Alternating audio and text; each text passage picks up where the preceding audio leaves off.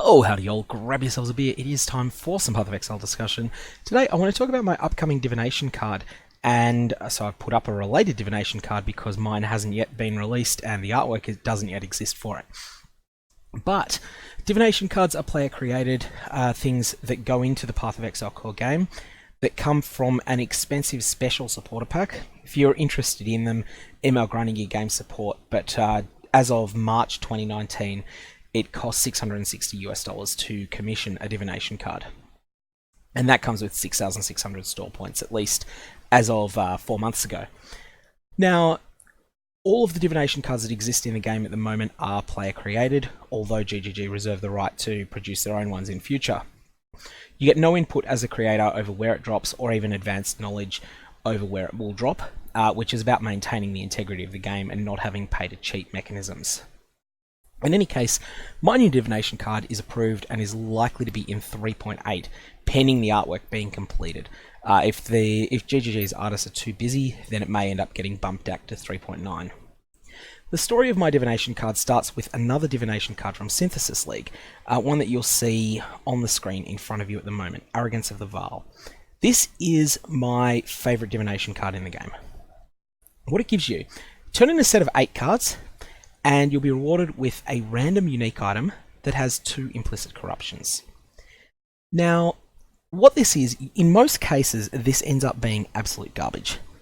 You get a bad unique most of the time that has 2 corruptions on it, one of which might be okay but doesn't synergize with the item, the other one of which is pure rubbish, and you end up with an overall package of an item that, whilst it's more powerful than the base item would have been, just doesn't have the synergies necessary or the raw power, because the base unique is weak, the raw power necessary to make a solid item.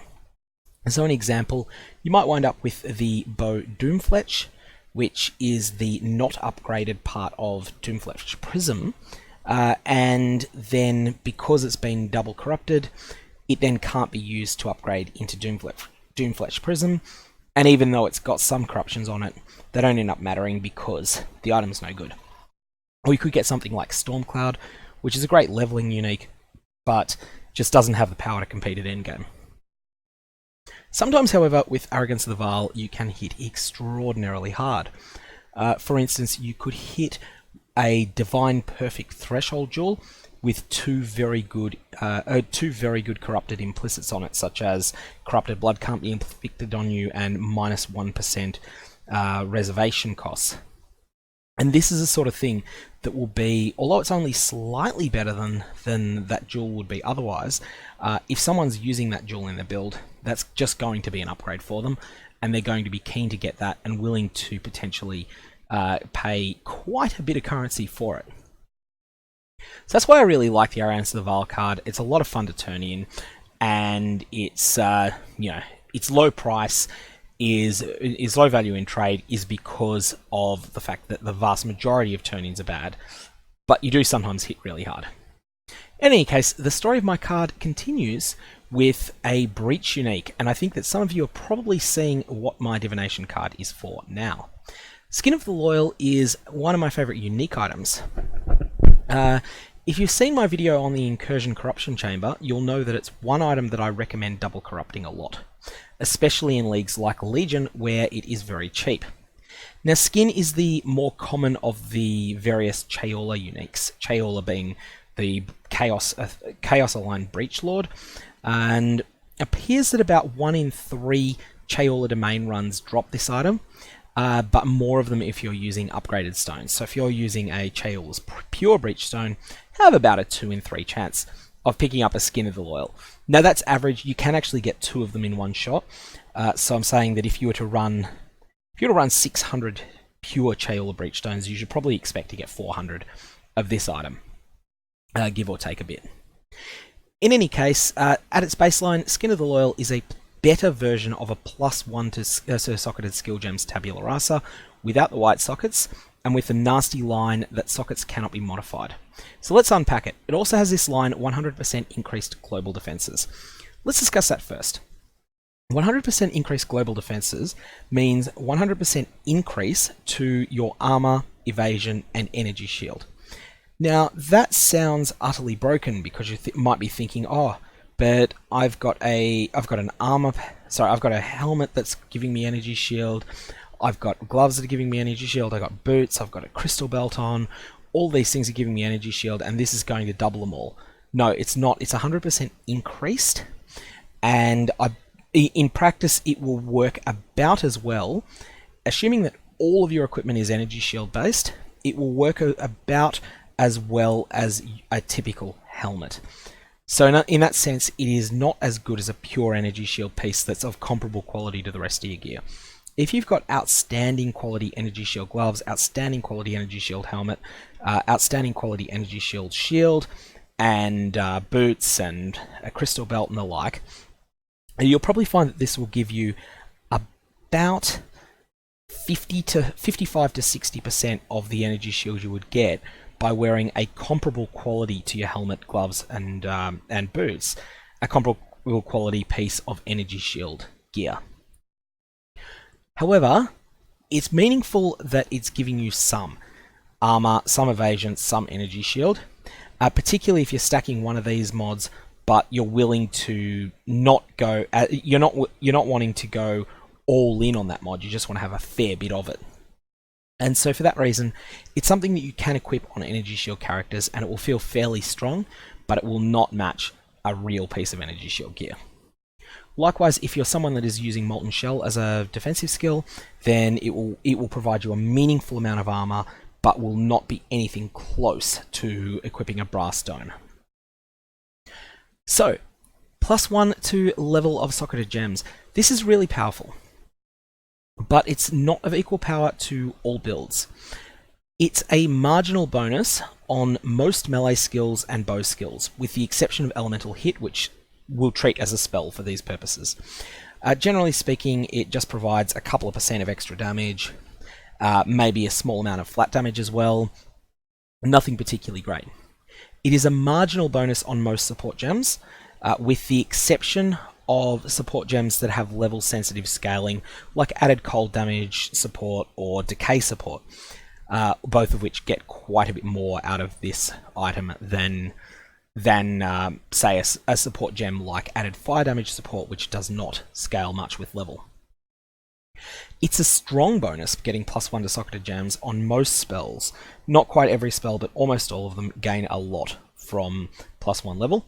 And it is extraordinary on some spells, which get miles better at certain breakpoint levels. And a good example of this is Righteous Fire. Righteous Fire has an enormous jump in power when you go from gem level 19 to gem level 20, and again from gem level 23 to gem level 24. In both cases, as well as picking up a small bonus in its bonus to spell damage, it gains additional radius, and radius is extremely good on that skill. The other thing that's significant with getting +1 to socketed skill gem levels is that this +1 is extremely good on Empower support, Enhance support, and Enlighten support.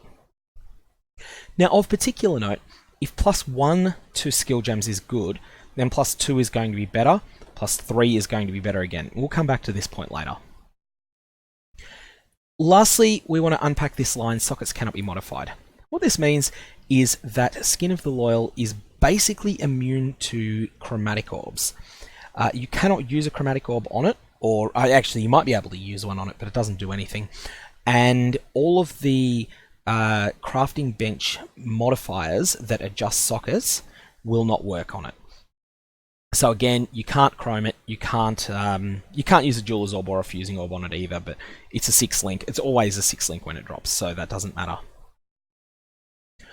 So that's a significant drawback. It means that you're stuck with the colors that you've got, and the only things that can change those colors are things that corrupt the item. So using a Vaal orb on it or using Elva's Corruption Chamber on it, both of these can change the colors of the sockets, but doing so it basically transforms the item into something else.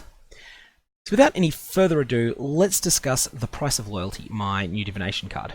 This card is for a Skin of the Loyal with 2 implicit corruptions and item level 25. So, the pool of available corruptions for a Skin of the Loyal with item level 25 is pretty small. and I'm bringing them up in PODB at the moment. You'll notice here that this one is item level 80, so it doesn't count. These ones here, these 4 of them are all 45. They can't roll on an item level 25 Skin of the Loyal. So, what we have, decreased physical damage reduction while stationary. This is a bogey price. +1 to the level of socketed gems. +40 to 50% increased damage. You take 50% reduced extra damage from crits. +2 to the level of socketed duration gems. Same for AoE, same for aura, same for curse, same for trap or mine, same for warcry, same for projectiles. And +4 to 6% increased life. +4 to 6% increased maximum energy shield. So they're the possible corruptions, and you're going to get 2 of them. Now, in terms of separating these out into various power tiers, there are some of them that are unconditionally good, and those are +40 to 50% increased damage. That's just huge. That is really powerful, as is +1 to the level of socketed gems. Then there's a second tier that are very good, but that are color dependent. +2 to the level of duration skills, +2 to the level of socketed AoE gems, +2 to traps and mines, and +2 to projectile gems. All of these are really good, but don't necessarily work for every combination of colors. And that's going to be quite interesting to try and assess and work out the best thing that you can do with a specific combination. There is a niche one, +2 to the level of socketed curse gems. This is going to be absolutely incredible if you roll it on a character that, with a color combination that works for Bane, for the Bane skill. Where Bane is very sensitive to level, curses are very sensitive to level, and curses are also very sensitive to quality. You might wind up wanting to use enhanced support in there as well. So many different options that are available, and that is going to sometimes be an exceptional roll, but in most cases I think +2 to socketed curse gems is going to be a bad roll. There are a couple that are marginal but useful unconditionally, and these are 4 to 6% life. 4 to 6% life is good, but it's just not enough to be meaningful. Likewise, 4 to 6% energy shield, always useful, but often very marginal because the numbers are small. And the last one that is of some use, but perhaps not as great, is you take 50% reduced extra damage from critical strikes. So that effectively reduces enemy crit multiplier when enemies hit you. Then we have the absolute meh, increased physical damage reduction while stationary, +2 to socketed aura gems, and +2 to socketed warcry gems. These basically just reduce the chance of you getting an extraordinary item. Now there's a fairly high chance for you to hit a very strong combination of mods with this Divination card set, but the colors need to be right for the item to be truly extraordinary. And in that sense, turning in a set of this is going to be a big gamble in the same way that identifying Watcher's Eyes is.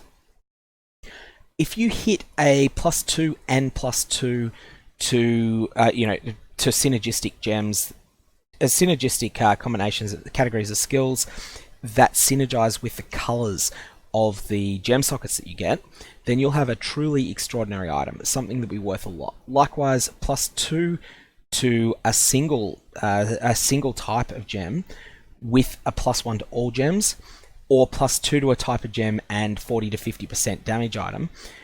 If those are in meta colors, all of them will be worth something considerable. These items will exist in trade leagues, they will be very expensive, and you might get one. Or you might wind up getting auras and traps on good colors, or you might get energy shield and war cries.